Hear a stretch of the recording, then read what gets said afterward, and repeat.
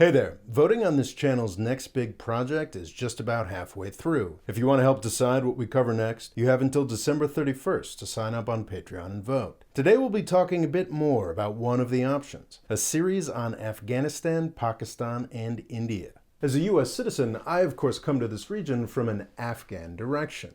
I have wanted to talk about my country's occupation of Afghanistan for years now, but I've never really been able to do that because I lack a good grounding in Pakistani and Indian history. The second US-Afghan war is central to the flaming dumpster fire that is US foreign policy, but when it comes to the region and the future of humanity, the war in Afghanistan isn't much more than a sideshow. This insignificance is an interesting return to form, historically speaking. Some Westerners love to pretend that we were dominant figures on the world stage for 500 or even 1,000 years. When it comes to India and Pakistan, however, it was under 200 years. In the 1680s, the British East India Company decided to attack the Mughal Empire. The British got swatted away like flies. It was only in the 1750s that the European presence in India became more than a minor annoyance. The fact that the US's longest-lasting war is peripheral to the real struggle going on in this part of the world could almost be seen as a sign of things returning to normal. If this region becomes the channel's new focus, my goal would be to build the expertise necessary to focus on the right things.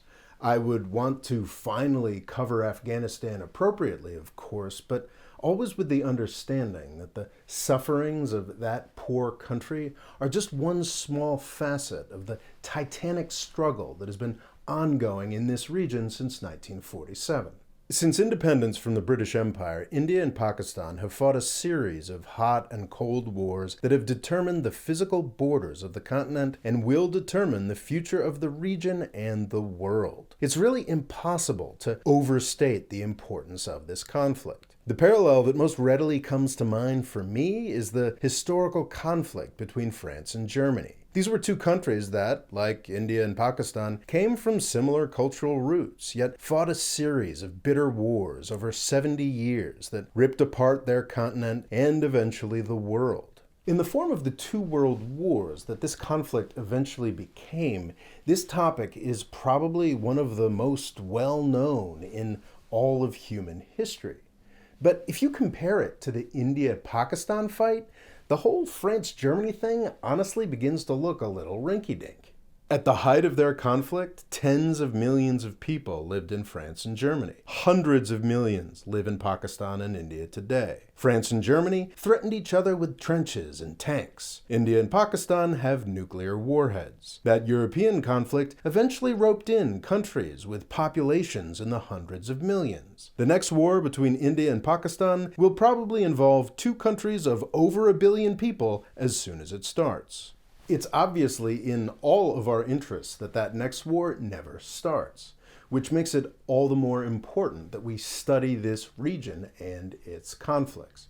The world has enough content about World War II. I'd like to try to put together some worthwhile content about stopping World War III and the region where that war is currently most likely to start. To do that, I need to do a lot more reading, like a year or two's worth of reading.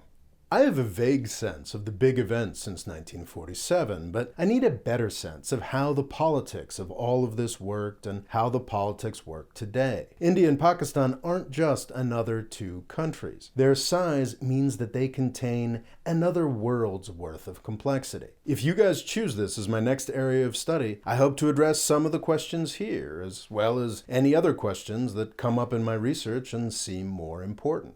There's a lot of speculation right now about the economic future of this region. Is it poised for takeoff, or is a lot of the progress we've been hearing about actually just a mirage? I'm interested in these questions too, and I look forward to diving into them if you guys choose this topic for the channel. But I think it's important to emphasize that even if this region doesn't get any richer, perhaps especially if this region doesn't get any richer, this is where the history is going to be happening in the 21st century. We all need to know a lot more about India and Pakistan. Thanks for watching. Please subscribe. Voting has already started, and this region has some real competition. If you want to vote on this channel's future, you can sign up to do so at the Patreon link here, then click on the link to the poll in this video's description. Thank you.